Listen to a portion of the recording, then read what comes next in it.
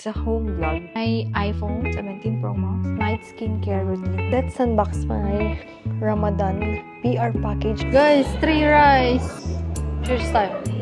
So, it's a bare face. It's already, it's 2 p.m. Nag-decide ako na mag-vlog. It's a home vlog. May series kasi ako lately na na-shoot na dito lang sa bahay. And nagtitipid kasi ako kaya mag-home content muna tayo. The realistic life in Dubai. So, today, I decided na linisan tong area na to. My bags, my perfume, tas yung mga books. Dito yung computer area, tas tambakan ko dyan ng mga PR. Sobrang daming PR, guys, na hindi ko kaya i-let go yung mga box. So, nandyan pa siya. So, ipapakita ko sa inyo. Okay lang ba na walang makeup? This is my bare face, guys. And I am drinking my coffee since hindi pa ako kumakain and it's 2 p.m. Be realistic na lang tayo dito sa YouTube ko kasi sa Instagram napaka niya rated, piling-pili. Ito dito sa YouTube. Let's be real. Sana magustuhan nyo, guys. So this is my coffee. This coffee ko 3 in 1. Sip muna tayo while maglilinis.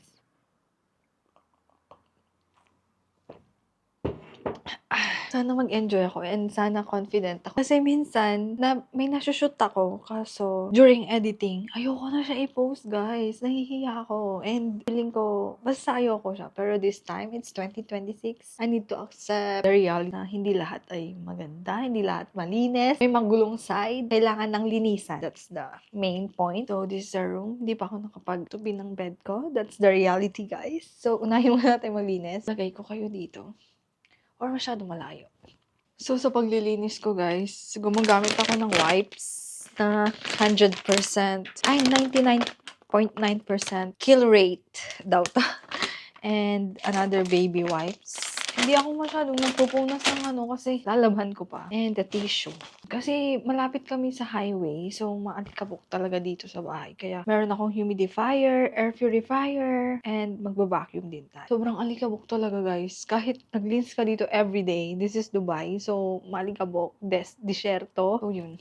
Etong side na to, I think I need to declutter. Yeah, itapon ko na yung mga hindi kailangan and matagal na. Oh, shock! I forgot to give it to my brother, si Mike. I have a lot of books na hindi ko na siya nababasa. I'm not sure if I'm going to sell or pamigay, pero nalulungkot din ako. Nawawala sila. That's, I don't know, aesthetic purposes na lang ba sila? Ganon? Hindi ko maintindihan. Arte. Let's linis. Ito ay isesend ko sana to sa brother ko. Yung one is the Boya mic. Or, hindi siya type C. So, nag-upgrade ako ng phone. Hindi na to pwede sa akin. This one, I'll give it to my little brother. Kasi yun yung iPhone ko. Pinas down ko sa kanya. So, this one is for donate to my little brother. Ano pala, nabasa ko sa mga nagde-declutter na keep, donate, and throw away. Yung iPhone case, punasan na lang natin kasi hindi pa to i-throw.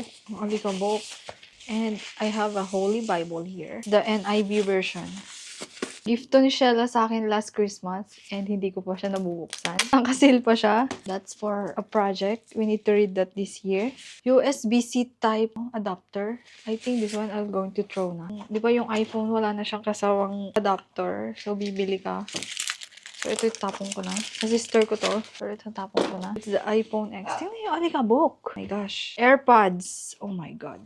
You see, guys. Ang alikabok.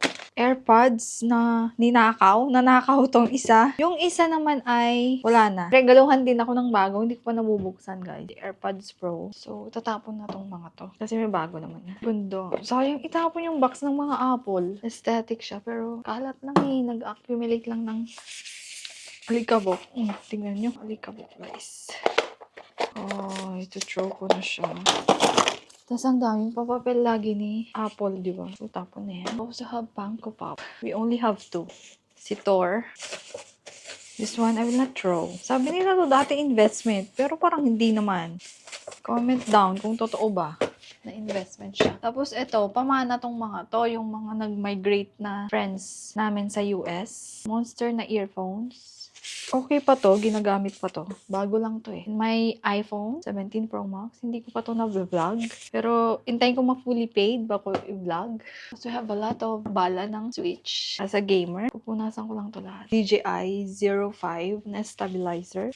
It's been like 4 years, I think. and still working. Maganda pa rin siya. So, hindi ito itatapon. iPhone 14 Pro Max. And the iPhone 11 na nandun na sa brother-in-law ko. 64 gig pa to dati yung binibili ko. So, tapon na to kasi kalat lang. Mga papers. Kinikip nyo ba tong mga stickers ni Apple? Para saan?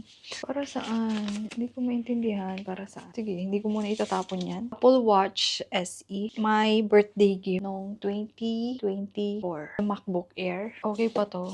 Nasa akin pa. Doon ako nag-edit ng mga vlogs. Ang taas. Another pamana. Wala, natanggal. Oh my gosh, natanggal yung ano niya. Pamana from Kuya Migs na nasa US. DJI Osmo Pocket 3 Creator Combo. Nasira ko yung Creator Combo ko nung nagpalawan. And under warranty siya, guys. So, pinalitan nila yung mismong camera ng DJI. Buti na lang yung headquarters ng DJI. Third-party headquarters ng DJI dito sa Dubai. So, pinalitan nila. Ito yung box niya. So, parang nakadalawang DJI na ako. Nasira yung first ko na under warranty. So, pinalitan nila. Yung mismong camera lang. Kasi kung may laman na iba. Ayan, ganito siya. Tapon na lang yan. Kaya wala rin naman naman. And these are the books na hindi nababasa. Walang nagbabasa. It ends with us na pinanood ko yung movie. And my Garmin. Yung box ng Garmin. This one I will not throw. My Garmin still okay. Tapos, yung Nintendo Switch na nasa brother ko sa Philippines. Pinahiram muna. Ang bigat? Ano naman ito? Let's clean. You see the alikabok, guys.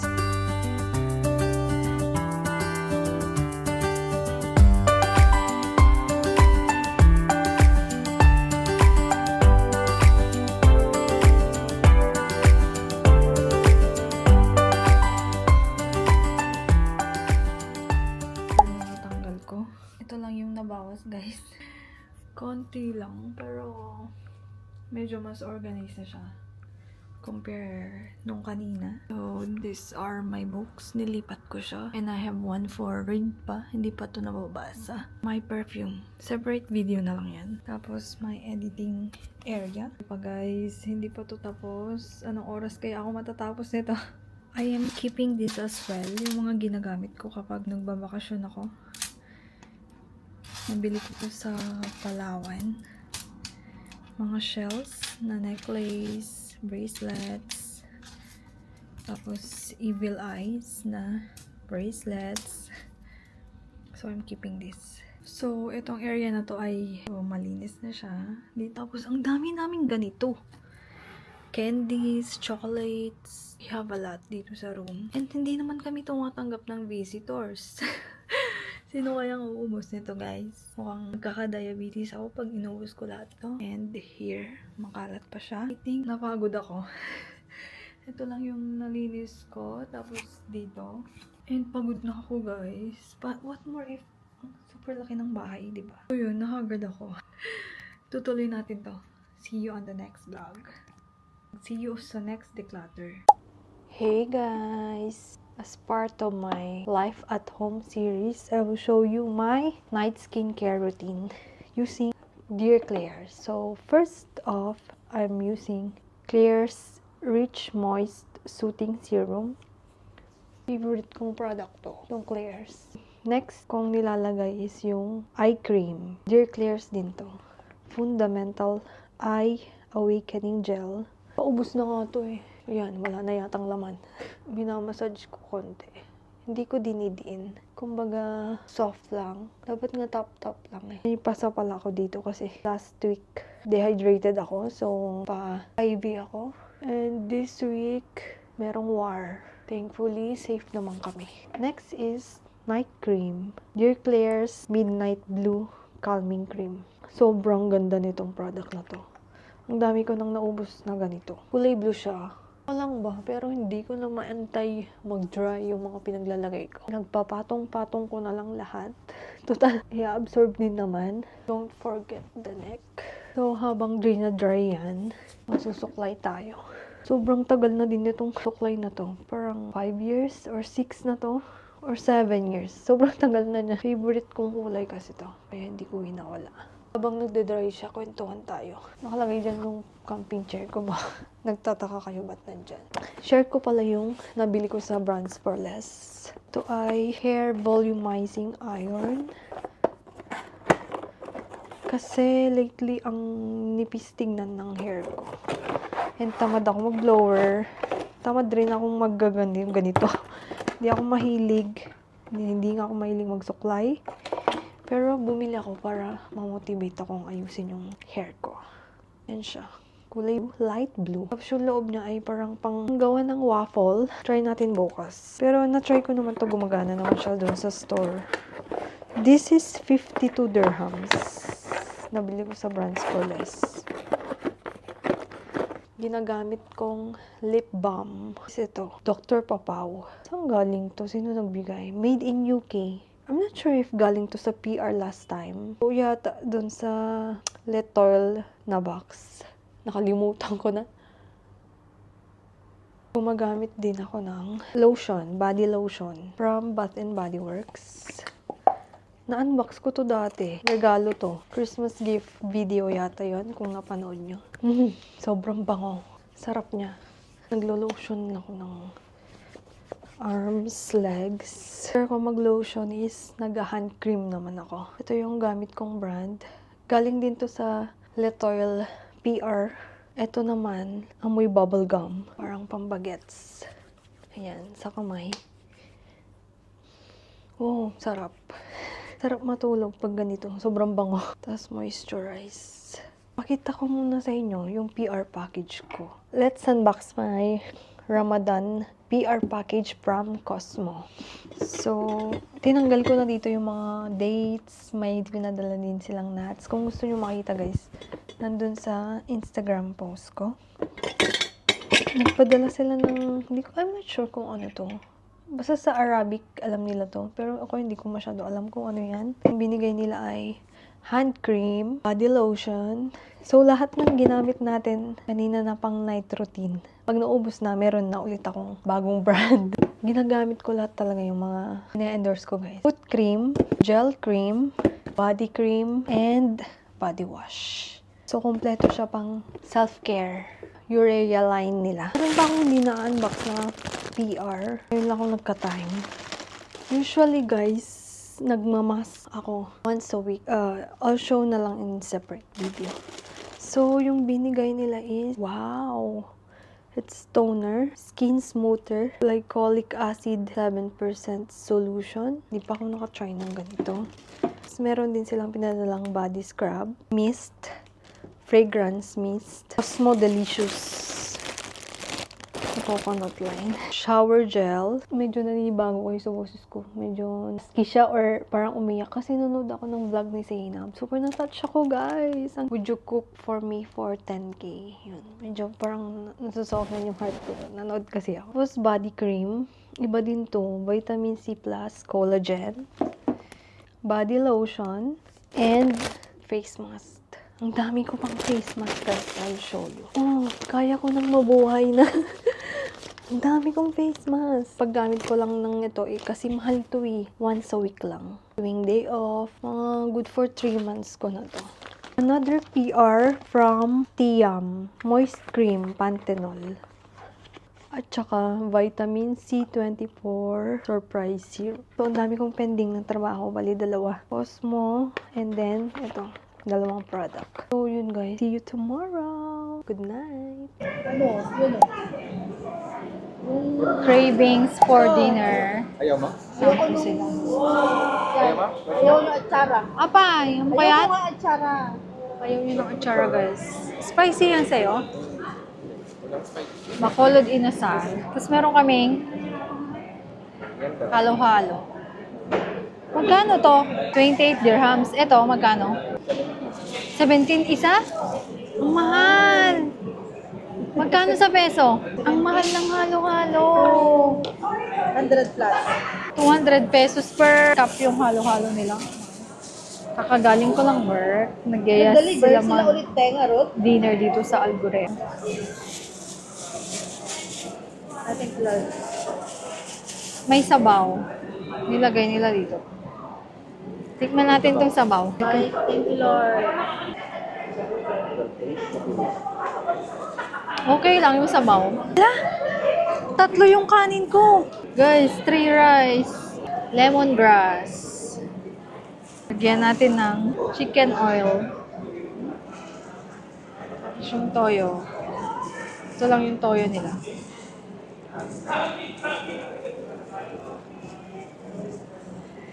Hindi kalamansi yung gamit dito.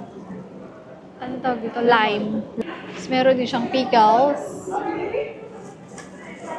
For 27 dirhams. Mag-convert mo sa peso, 550. Pag i-convert mo sa pesos, 350 pesos per head. Oo. 200 plus. Only rice. Walang drinks, no, nakasama yon. So, mahal. Medyo mahal, no? Kain tayo. Here's mine. Para may i-edit si Joshua. Sisend ko mamaya.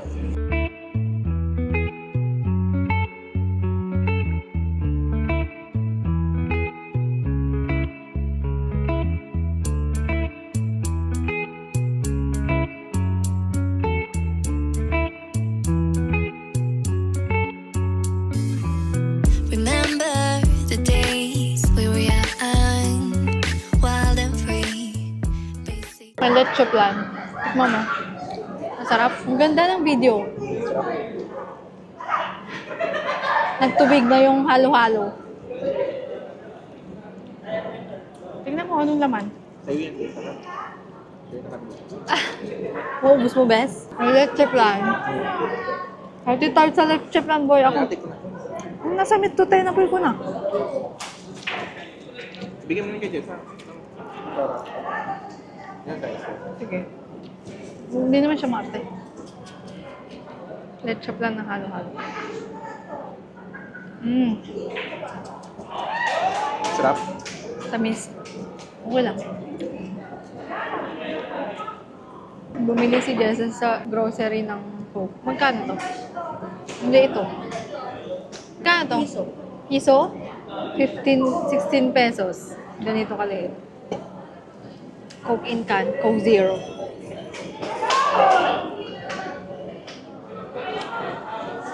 Paano natin iinumin yung tubig? Ano ka ba?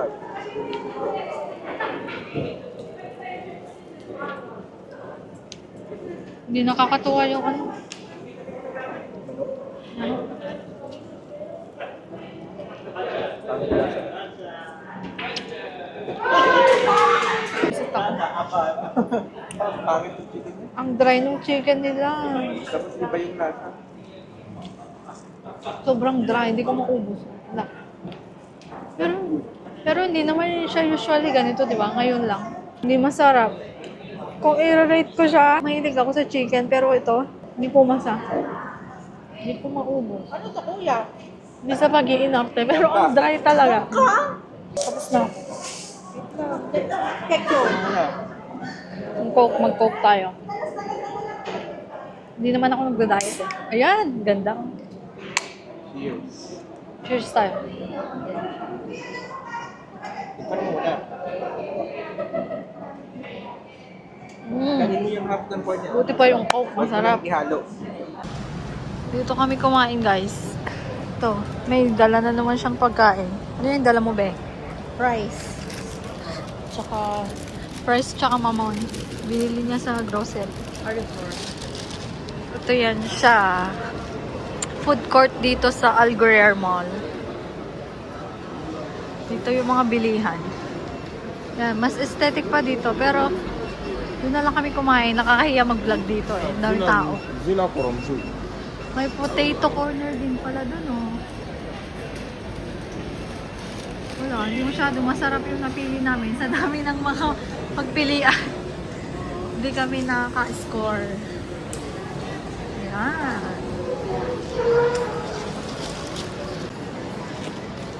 Ito yung entrance niya. Malapit siya sa Aldo, tsaka sa Damas.